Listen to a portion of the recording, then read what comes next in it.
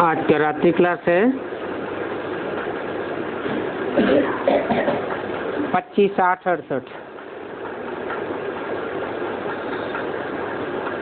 तुम बच्चों को ड्रामा की बात मालूम हो गई है।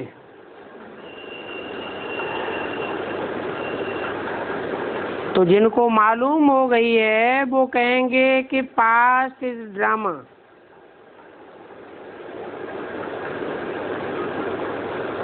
क्योंकि तुम इस बेहद के ड्रामे को समझ गए हो।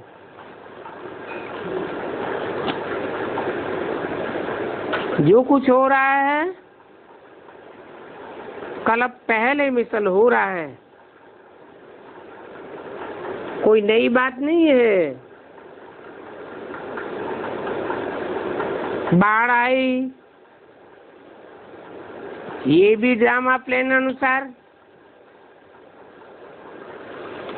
कहेंगे 5000 वर्ष पहले भी ऐसे ही बाढ़ आई थी,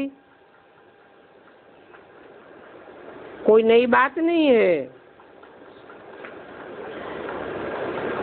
और ये कल्प कल्प ऐसे ही होता रहेगा। जो कुछ होता रहता है उसकी बच्चों को तो जानकारी हो गई है। तो देखो बच्चों की कितनी विशाल बुद्धि हो गई है। बेहद के ड्रामा में जो कुछ हो रहा है नथिंग न्यू।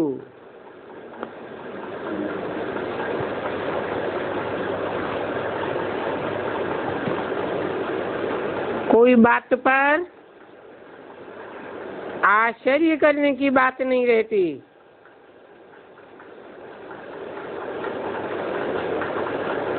कोई काम करके पूरा कर लिया तो कहेंगे जो किया सो ड्रामा प्लान अनुसार।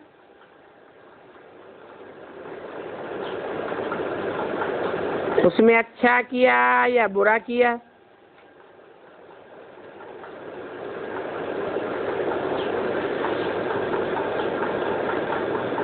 है सब ड्रामा प्लान अनुसार। कोई तंग कर रहे हैं, इसको भी कहेंगे कि ये तुम बच्चों की ही बात है।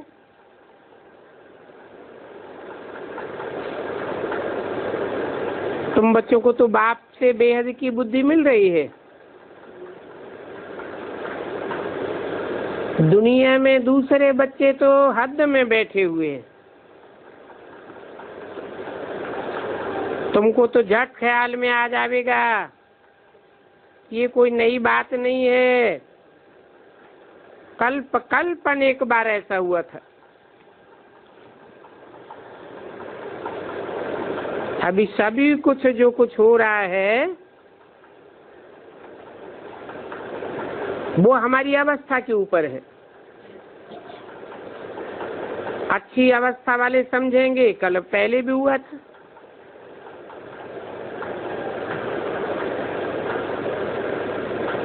उसका बार बार चिंतन नहीं करेंगे,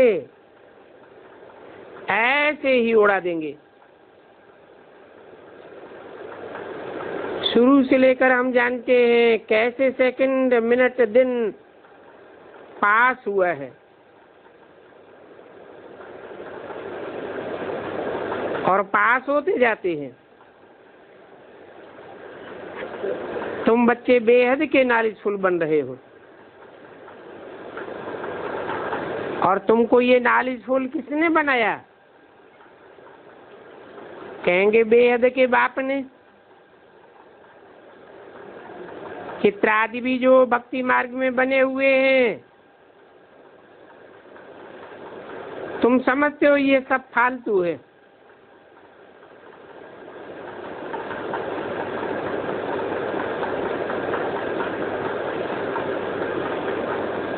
तो मूल वतन की बात भी जानते हो।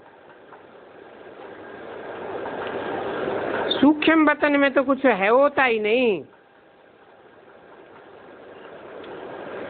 विष्णु आदि को सूक्ष्म वतन में जेवर आदि कहाँ से आए?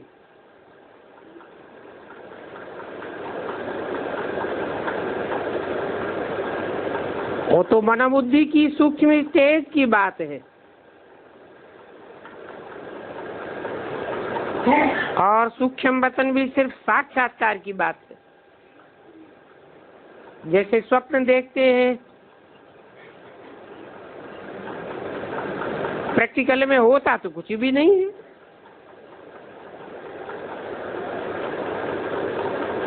तो कहेंगे ये हिस्ट्री ज्योग्राफी से दुनिया की यहाँ है। तुम जानते हो कैसे हम सूर्यवंशी चंद्रवंशी बनते हैं?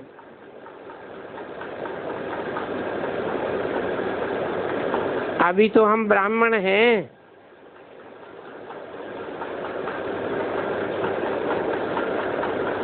तुम बच्चों की बुद्धि में चक्र फिरता रहता है नंबरवार पुरुषार्थ अनुसार।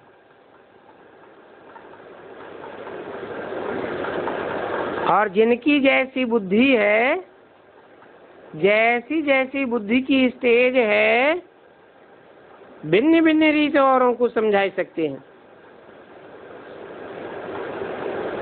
तुम जानते हो हम वेद के बाप के स्टूडेंट हैं, वो हमारा सुप्रीम गुरु भी है, जो हम सबको साथ ले जाएंगे। फिर क्या होगा?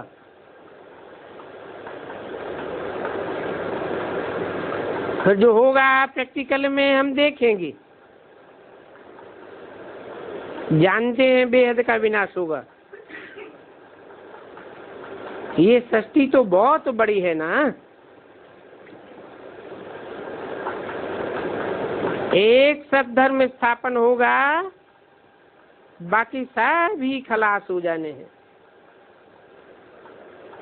ये बात भी तुम बच्चों की बुद्धि में है, और जिनकी बुद्धि में ये बात है वो खुशी में भी रहते हैं।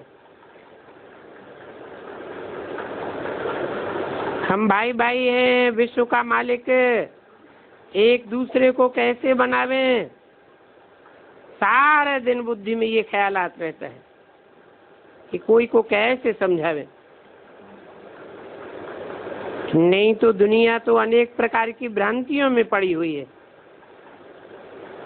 कुछ भी समझते नहीं है। भक्ति मार्ग में जैसे चलते आए हैं, चलते आते हैं।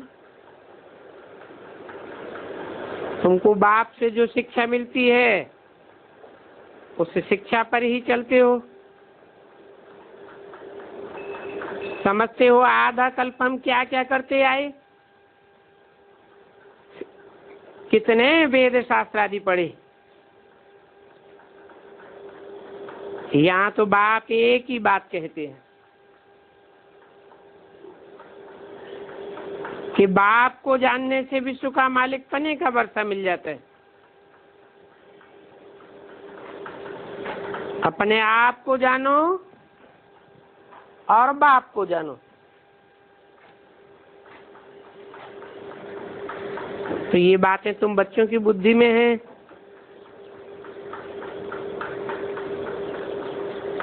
और ये समझाने में कितनी मेहनत लगती है। प्रजापिता ब्रह्मा के सभी बच्चे एडाप्टेड हो जाते हैं, और ये एडाप्शन भी अभी होती है, जबकि बेहद का बाप आया हुआ है, उनका पार्ट चल रहा है। फिर एडाप्शन चलती आती है। बाप है ग्रेट ग्रेट ग्रैंडफादर, उन फादर्स को कहेंगे सिर्फ ग्रेट, महान धर्म पिताएं हैं ना, परंतु ये तो है ग्रेट ग्रेट ग्रैंडफादर। शिव बाबा को भी सिर्फ फादर ही कहेंगे, ग्रेट ग्रेट ग्रैंडफादर नहीं कहेंगे, क्योंकि वो तो सिर्फ आत्माओं का बाप है।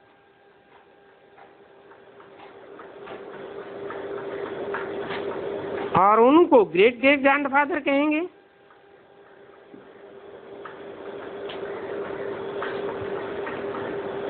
उनको कह के दूर क्यों कर दिया? इसलिए कर दिया कि वो ग्रेट ग्रेट ग्रैंडफादर का पार्ट बाद में खुलने वाला है।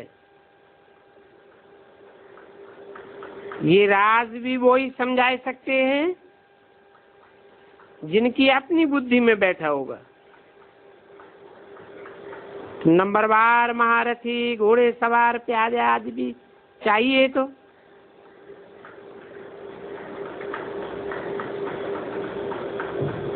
जिनका दिलवाड़ा मंदिर में यादगार भी खड़ा हुआ है।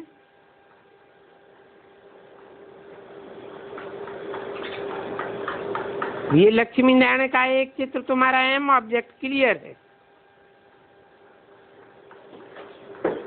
तुम बच्चों की बुद्धि बेहद की है, बाकी सभी की बुद्धि तो हद की है। तो जिनकी हद की बुद्धि है उनको समझाने में बड़ी मेहनत लगती है। कैसी कैसी बनावटी बातें सुनाते रहते हैं। अभी तुमको तो सेंस मिल गया है, तो नॉनसेंस बातों को समझ जाते हो। ऐसी ऐसी नॉनसेंस ढेर की ढेर बातें हैं। बाप समझाते हैं कि आधा कल्प नॉनसेंस भक्ति मार्ग चलता है।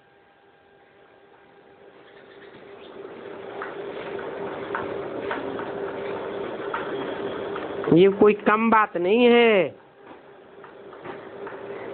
बाप ने समझाया ये सभी मानव मत है। भक्ति मार्ग में होती है मानव मत,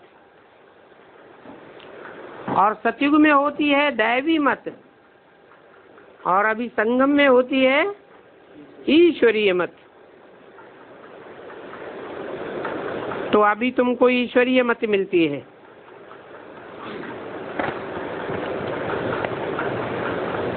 फिर भविष्य में होगी दैवी मत। 25, 60, 68 की वाणी का 4था पेज।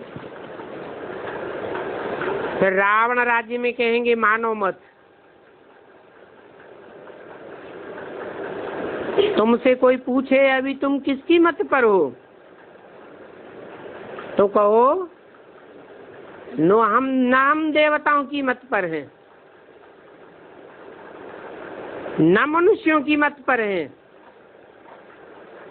हम तो ईश्वरीय मत पर हैं। अभी तुमको दैवी मत का पता भी नहीं है। इतना समझते हो कि वहां दुख की बात नहीं होती है।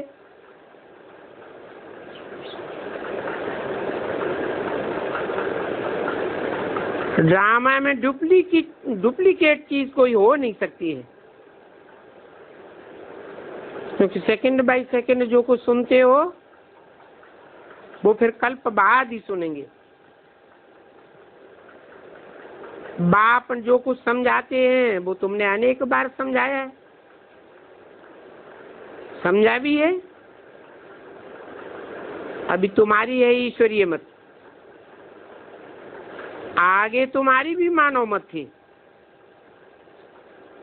तो देखो उस मानव मत में और अभी की तुम्हारी ईश्वरीय मत में कितना फर्क है,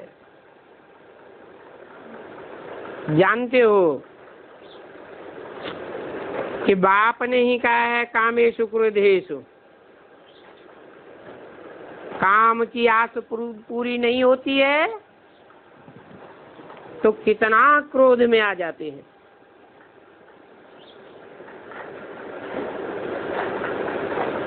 जरूर प्रैक्टिकल बातें हैं। ये गीता के अक्षर हैं, कामेषु क्रोधेषु। कुछ तो राइट है ना। अभी भगवान वाच है, ये काम महाशत्रु है।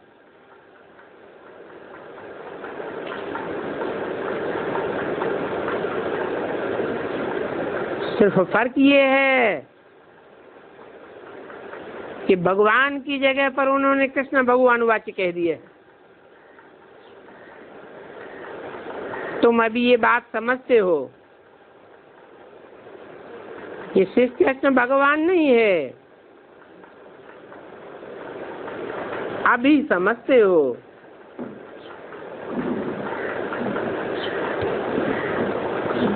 सतयुग त्रेता में समझने की बात नहीं है।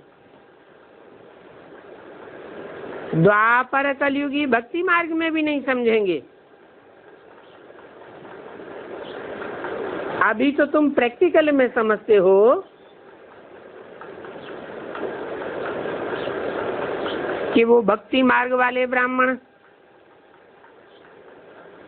जो भक्ति मार्ग की शूटिंग करने वाले हैं, वो अभी भी यही समझते और समझाते हैं कि कृष्ण उर्फ ब्रह्मा की सोल ही गीता का साकार भगवान है।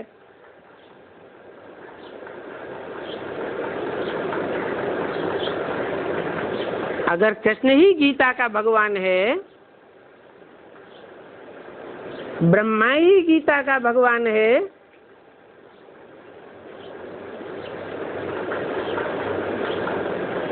तो फिर ब्रह्मा की पूजा होनी चाहिए।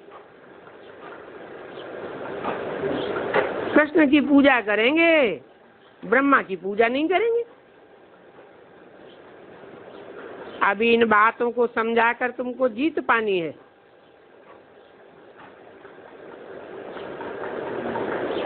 भगवान वाच्य है, मन मना भव। ब्रह्मा ये कृष्ण नहीं कह सकते हैं मन मना भव, मेरे मन में समा जाओ। क्यों नहीं कह सकते? क्योंकि ब्रह्मा का कोई भी चित्र निराकारी स्टेज वाला नहीं है, और कृष्ण तो साकार दुनिया में सतयुग के पहले पत्ते के रूप में जन्म लेगा साकार में। वो तो निराकारी हो ही नहीं सकता।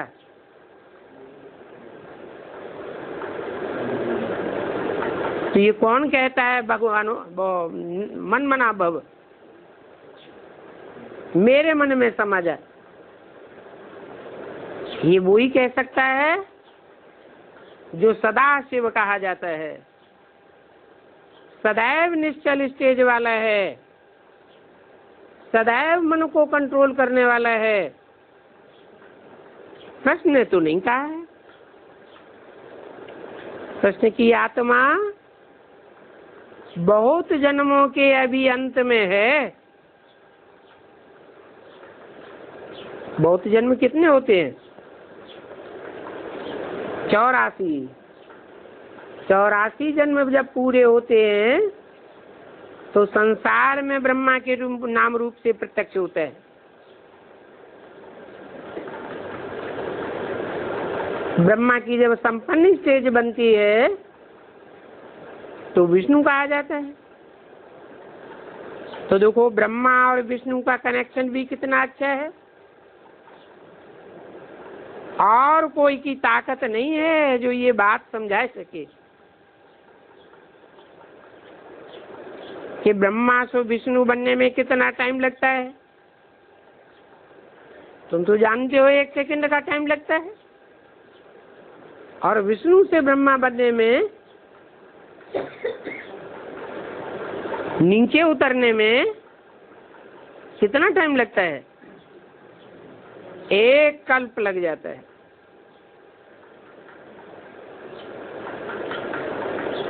तुम एक्यूरेट समझाते हो, और बाप द्वारा तुमको ये मालूम हुआ है कि ब्रह्मा विष्णु का क्या संबंध है।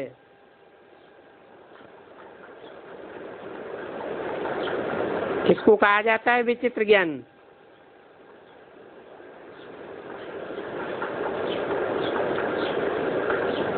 उनको अपना शरीर नहीं है,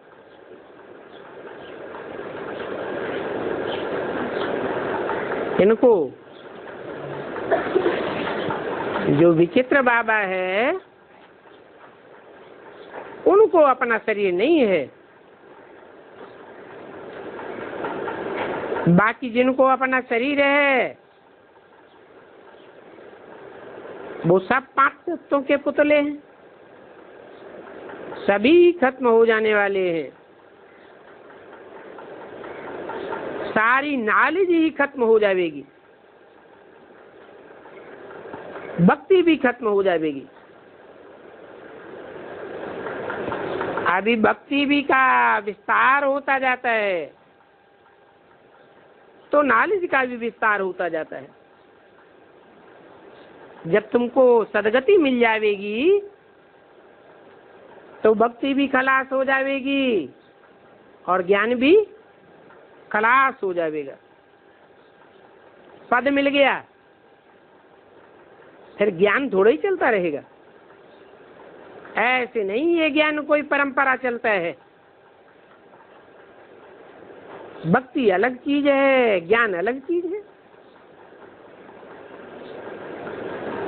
तुम बच्चे भी नंबरवार पुरुषार्थ अनुसार समझते हो। बच्चे रोज रोज सुनते हैं क्योंकि यहाँ बाप सन्मुख बैठकर समझाते हैं। यहाँ माने कहाँ?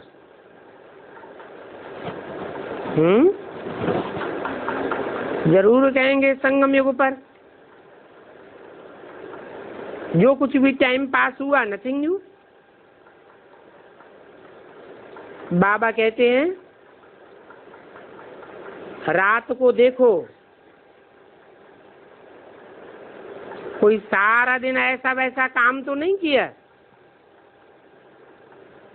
जिससे तुम्हारा रजिस्टर खराब हो जावे।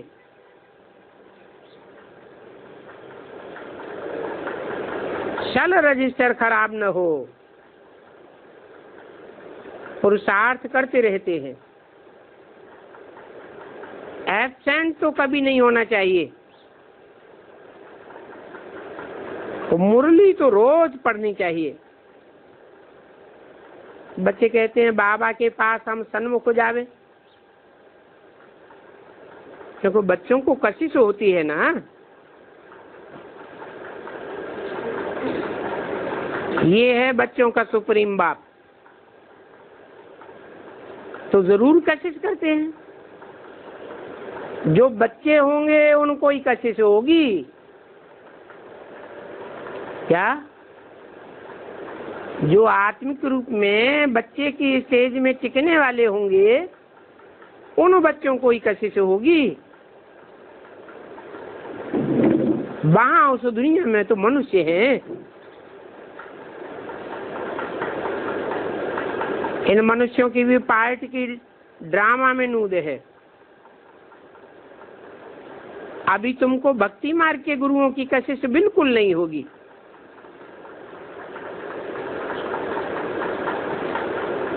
कहते भी हैं सत्य का संग तारे।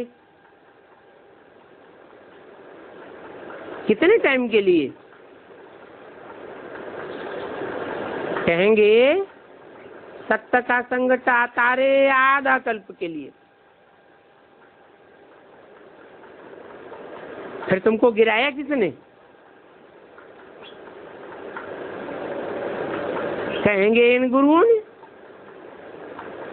गुरुओं का संग बोरे। सत्य का संग तारे। तो ये ड्रामा बड़ा कायदे अनुसार चलता है। आधा कल्प है सत्य की दुनिया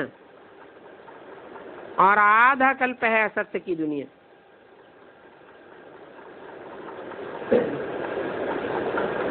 अभी अगर तुम्हारा नाम बाला हो जावे तो पता नहीं क्या हो जावे।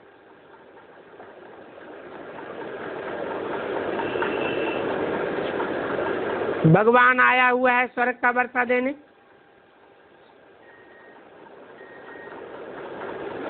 ये बात अगर अभी फैल जावे तो आत्मा मस्तानी हो जावे, परंतु ये अभी होने का नहीं है।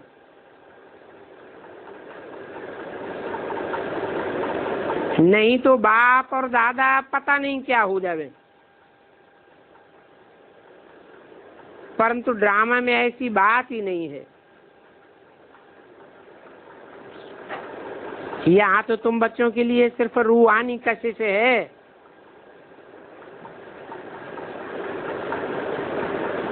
ये रूहानी कशिश दुनिया वालों को नहीं हो सकती। आगे चल करके क्या होने का है सो देखेंगे, मालूम पड़ेगा। बाप से नई विश्व की बादशाह ही मिलती है तो कितनी खुशी होती है। परंतु पवित्रता के बगैर तो बादशाही नहीं मिल सकती। कोई पूछे तो सच्ची बात उन्हें बतानी पड़े, झूठ तो चल नहीं सकता। बहुत पॉइंट्स हैं जिनमें समझ से चलना पड़ता है और बहुत ही व्यवहार में मीठा होकर के चलना पड़ता है।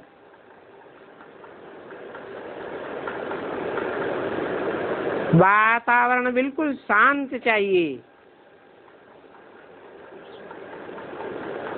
इशारे से चलना और चलना अच्छा है। बुद्धि से जानते हैं हम बाबा को याद करते हैं, हमें बाबा से स्वर्ग का वर्षा मिलना है। बाहर में तो हमें दिखावा कुछ भी नहीं करना है। इसको कहा जाता है सहज राजयोग। लौकिक बच्चे जो होते हैं उनको भी बाप से सहज वर्षा मिलता है ना। और यहाँ अलौकिक बच्चे, अलौकिक और पारलौकिक बाप, तो यहाँ लौकिक से भी सहज वर्षा मिलता है। बाप कहते हैं सिर्फ अपन को आत्मा समझ मुझे बाप को याद करो तो तुम एकदम पावन बन जाएंगे। फिर इसमें कोई भी दिक्कत की बात नहीं आवेगी। कन्याओं को भी बाप कहते हैं कि अभी संगम युग में फंसना नहीं, नहीं तो अच्छी अच्छी बच्चियों को भी माया फंसा देती है।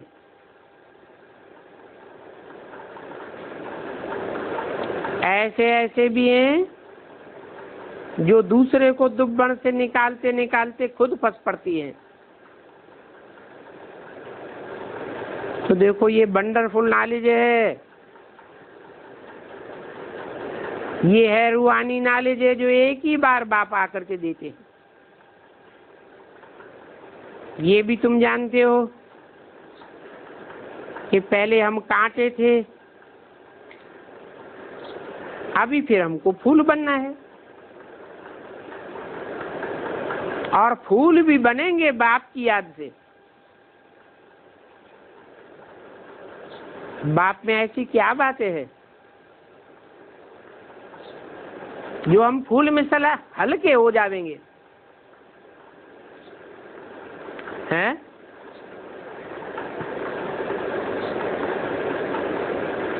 हम भारी क्यों हो जाते हैं? क्योंकि देह अभिमान है। और बाप में तो कभी भी देह अभिमान होता ही नहीं, वो तो सदैव ही निराकारी स्टेज वाला है। तो उसकी याद करने से हम भी फूल मिसल हल्के हो जाएंगे।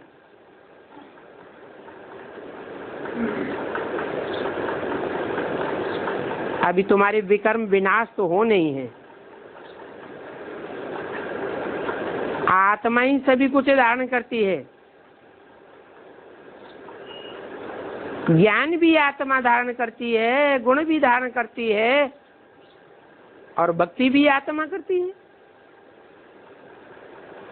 ज्ञान आत्मा ही तो लेती है, तो आत्मा ही पार्ट में जाती है। तो अपन को आत्मा समझ बाप से योग लगाना है। बाबा बाबा करते करते बाबा के पास चले जाते हैं, परंतु जितना जितना हम बाबा के नजदीक पहुंचना चाहते हैं उतना माया हमारे ऊपर वार करती है। ये माया की लड़ाई चलती रहती है, बार बार हमको बुला देती है।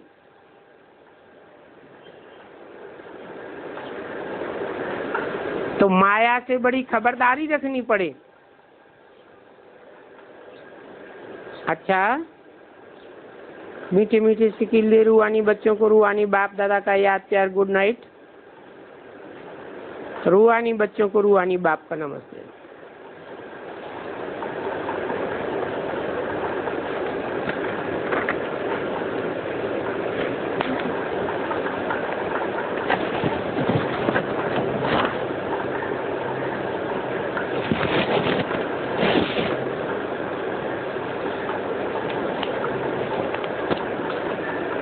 एक दूसरा छोटा सा रात्रि क्लास है।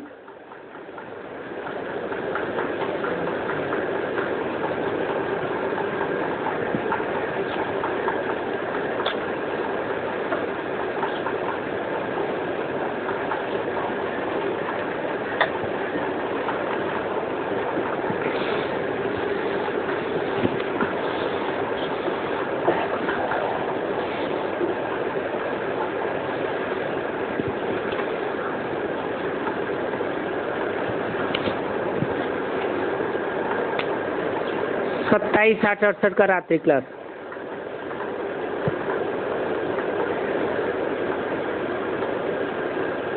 ऐसी भी कोई बातें हैं जो बच्चों को समझ में नहीं आती है।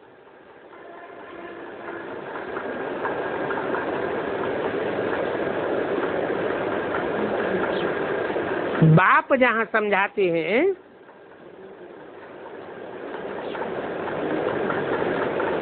तो ऐसी बातें हो नहीं सकती।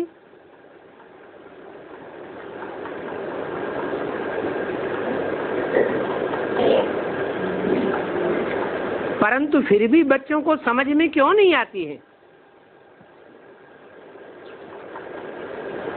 क्योंकि बाप तो ऊंच से ऊंच ज्ञान का सागर है,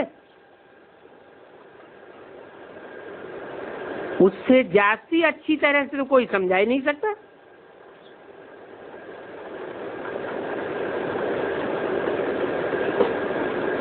मनुष्य को बाप का परिचय मिल जाता है तो मनुष्य समझ जाते हैं इनसे ऊपर हमारे लिए कोई है नहीं। यहाँ भी जब बच्चों को पता चल जाता है कि हम आत्माओं को ऊंच से ऊंच बाप मिला हुआ है, इस बाप से ऊंचा और कोई हो नहीं सकता, फिर हम प्रश्न क्या पूछें? टीचर से पढ़ाई पढ़ी जाती है, गुरु से सदगति की शिक्षा ली जाती है, और यहाँ तो बाप टीचर गुरु एक ही पर्सनालिटी में है। फिर तो कोई बात पूछने की रह नहीं जाती है। तो देखो, सब में नंबर 1 वो है जो बच्चों को सभी कुछ समझाई देते हैं।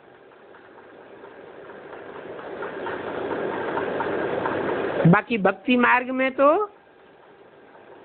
अनेक अनेक प्रश्न हैं।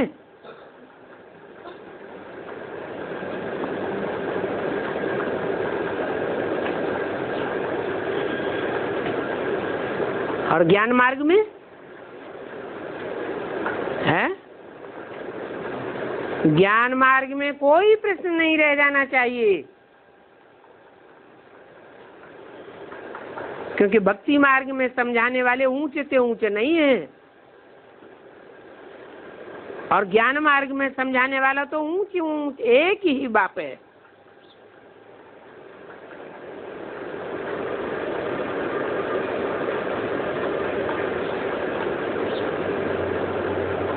तो ब्राह्मणों की दुनिया में जब देखने में आता है कि प्रश्नोत्तर चल रहे हैं तो क्या कहें, भक्ति मार्ग है या ज्ञान मार्ग है? क्यों है? प्रश्न उठते हैं तो भक्ति मार्ग कहें या ज्ञान मार्ग कहें?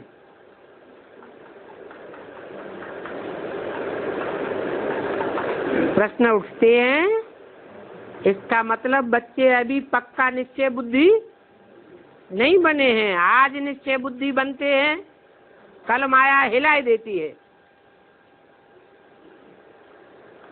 भक्ति मार्ग में भी ऐसे होता है।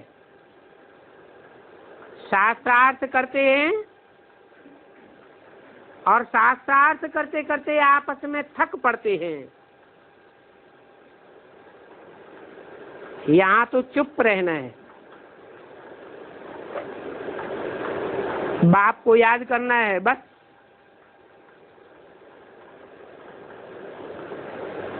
बेहद का बाप, उसका है ही बेहद का वर्षा,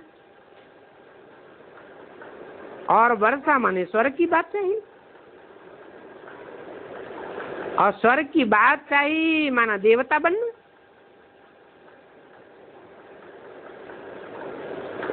देवता माना ही दैवी गुण।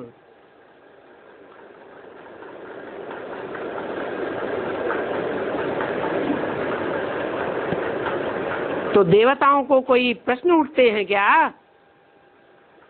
उठते हैं। संशय बुद्धि होते हैं क्या?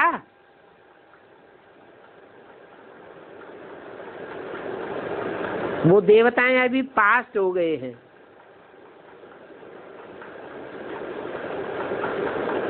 तुम जानते हो कि एक बाप को जानने से हम सभी कुछ जान जाते हैं।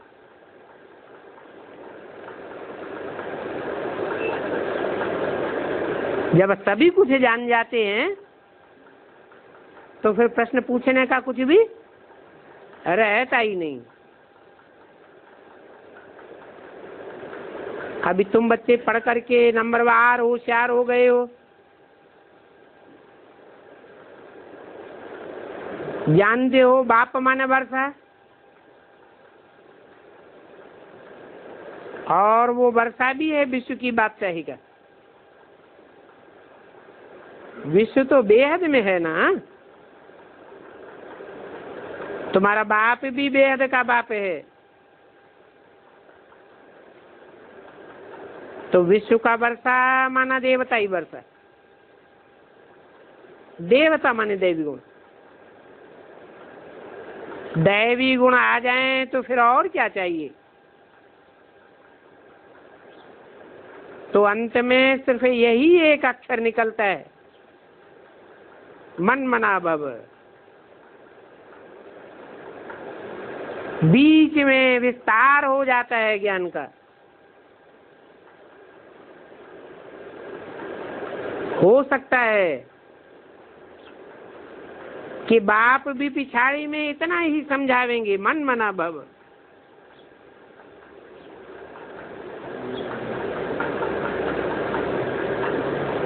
और डिटेल में समझाना ही बंद हो जाएगा। जानते हैं पिछाड़ी में आने वाले श्रूड बुद्धि होंगे या डल बुद्धि होंगे? हैं? कैसे होंगे जो पिछाड़ी में आवेंगे? हैं? श्रूड बुद्धि होंगे। पिछाड़ी में 500-700 करोड़ भी आत्माएं आवेंगी। वो मनन चिंतन मंथन करने वाले मनुष्य की लिस्ट में होंगी या जड़त्वमयी बुद्धि वाली कीड़े मकोड़े जैसी होंगी? एक जन्म लेने वाले अल्पकाल का ड्रामा बजाने वाले होंगे तो डल बुद्धि हुए, या उनको सुर बुद्धि कहेंगे? डल बुद्धि होंगे तो उनको बाप क्या समझावेंगे? क्या कहेंगे? अपन को आत्मा समझो और बाप को याद करो, कहेंगे मन मना वो। उनको ऐसे ही यहाँ रह जाना है।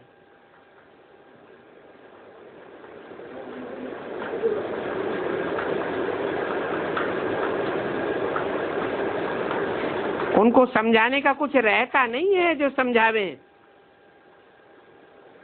अभी तुम बच्चों को 84 चक्र तो समझाई दिया, बाकी कुछ समझाने को रहता है क्या? इससे आगे 85 का चक्र तो होता ही नहीं है।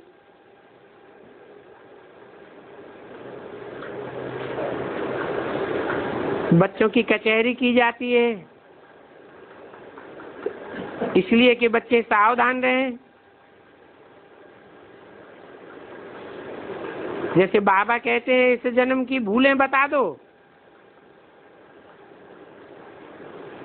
तो तुम बहुत हल्के हो जाएंगे। अगर सुनावेंगे नहीं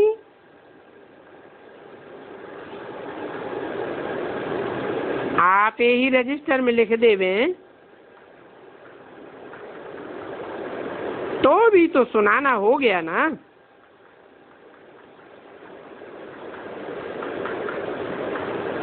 बाकी भूलें तो अंत तक होती रहेंगी।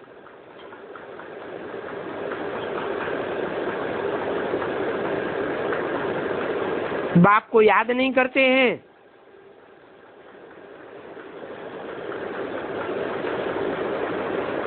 तो क्या कहेंगे? भूल हुई या नहीं हुई है? बाप को याद नहीं करते हैं तो भी तो भूल हुई ना। अभूल जब बनेंगे तब ही ऊंच पद पावेंगे। आगे चल करके हर एक की अवस्था से तुम समझ जावेंगे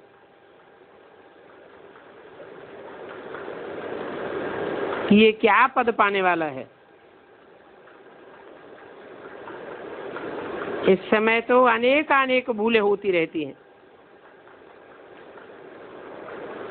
बाकी पुरुषार्थ करना चाहिए अभूल बनने का।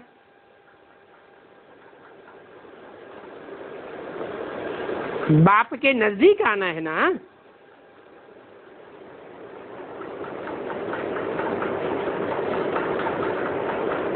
नजदीक आवेंगे तो ऊंच पद पावेंगे, दूर ही रह जाएगी तो नीच पद पावेंगे।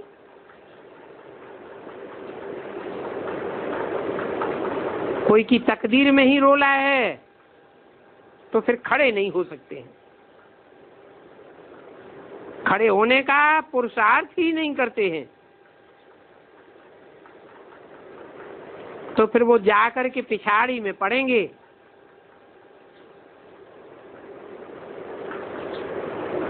करने वालों के लिए सर्विस तो बहुत है।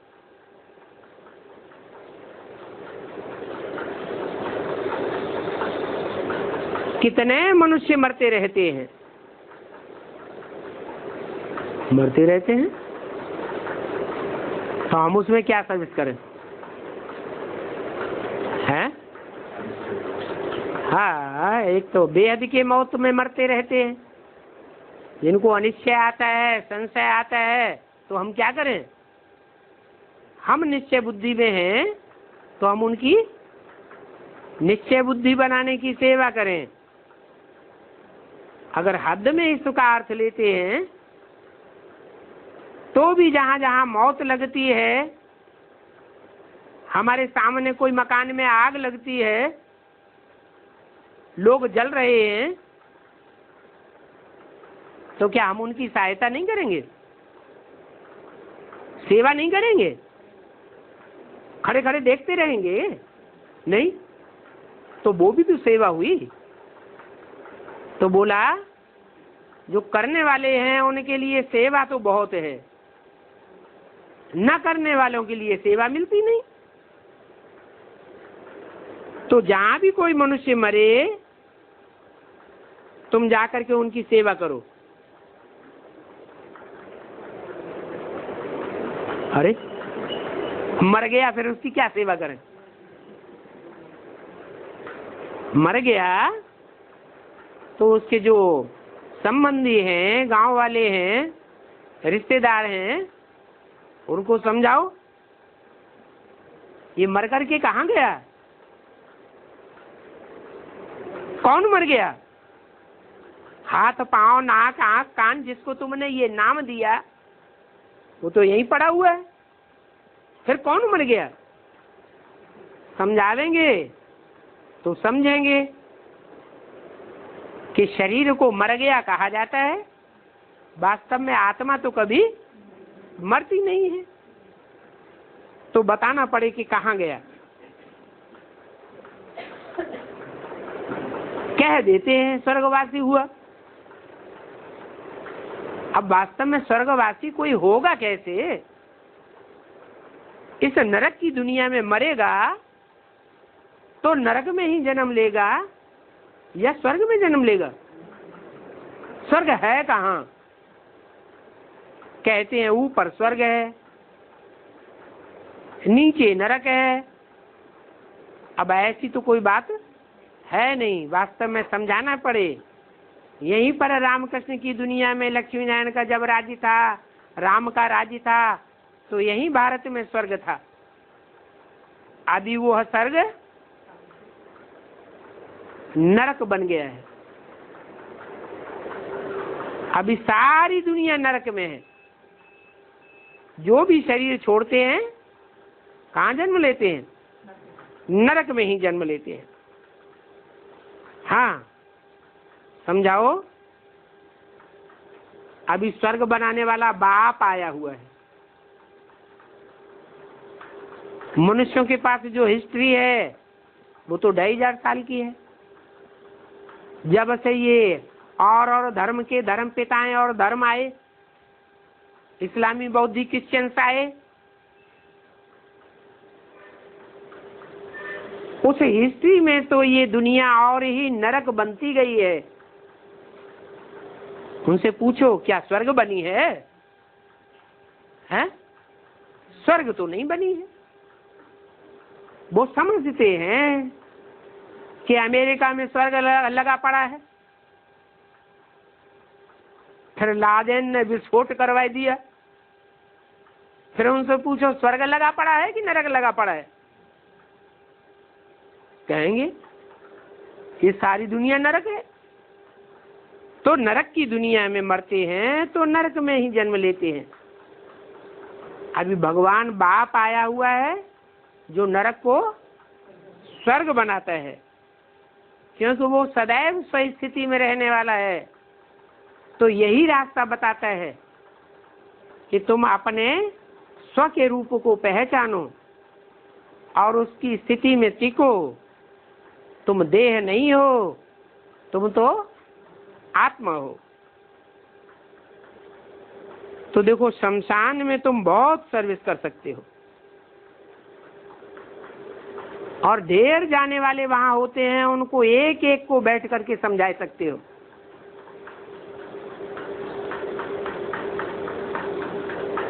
वहां समझावेंगे तो सत्संग अच्छा जम जाएगा।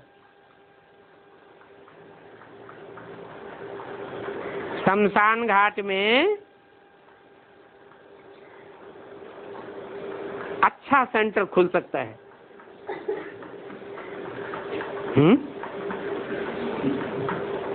कोई सेंटर खोला आज तक शमशान घाट में? वहां बुलाने की भी दरकार नहीं रहती है। सेंटर में कि आओ सत्संग करो, स्वतः ही आते रहते हैं। तो शमशान में तुमको सेंटर बहुत मिल जाएंगे।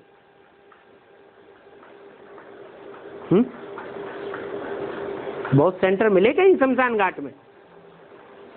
कहीं हैं? नहीं है?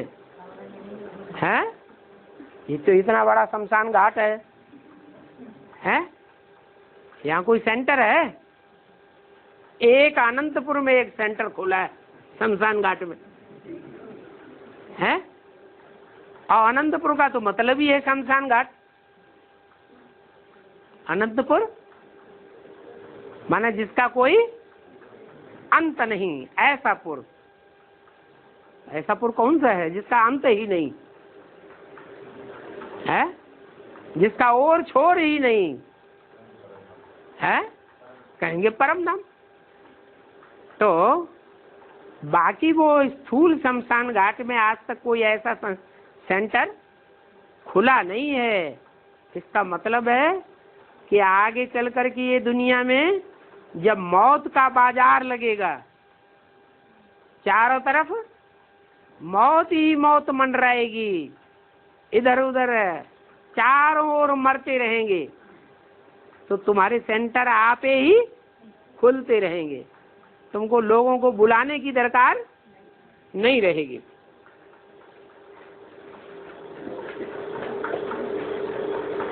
तो तुमको बहुत खुशी होगी। क्या? जब ये दुनिया शमशान घाट बनेगी तब तुमको बहुत खुशी होगी। क्यों? अभी तो कोई की सर्विस करने जाते हैं तो कोई सुनता ही नहीं। एक कान से सुनते हैं, दूसरे कान से निकाल देते हैं, तो अंदर में दुख हो जाता है कि हमारी कोई बात सुनता ही नहीं है। तो अभी तो तुम बहुत दुखी हो जाते हो। फिर ऐसा भी टाइम आवेगा कि ये दुनिया ही शमशान घाट बनेगी और तुमको बहुत खुशी होगी, ढेर की ढेर सर्विस हो जाएगी। शमशान घाट में भी तो तुम्हारा घर होगा ना, है? शमशान घाट में हमारा घर होगा।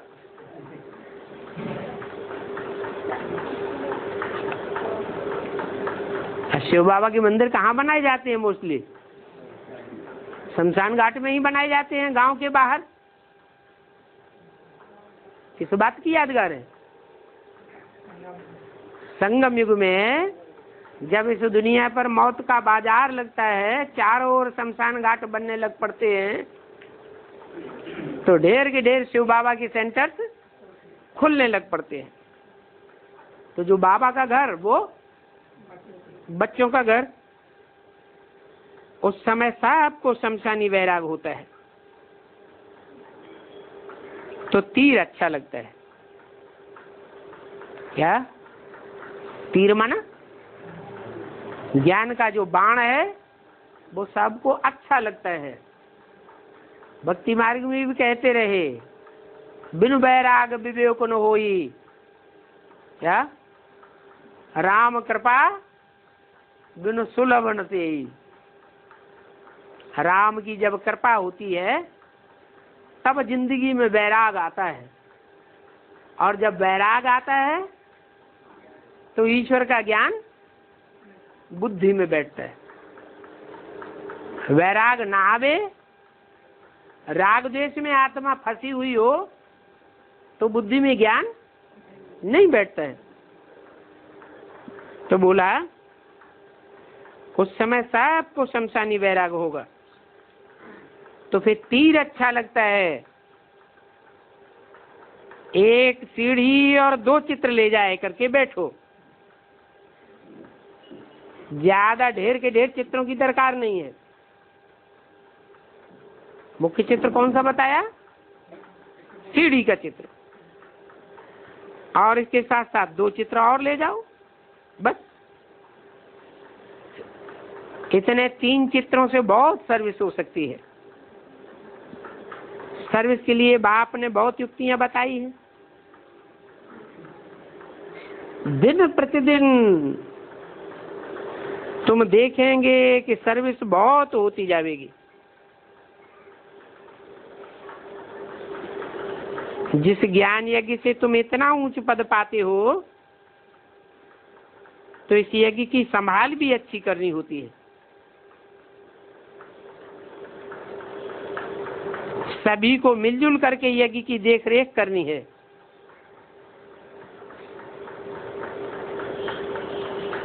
किसी को भी दुख न दें। ज्ञान देना अर्थात सबको खुशी देना। अच्छा, मीठे मीठे सिकीले बच्चों को रूहानी बाप दादा का याद प्यार गुड नाइट। रूहानी बच्चों को रूहानी बाप का नमस्ते, ओम शांति।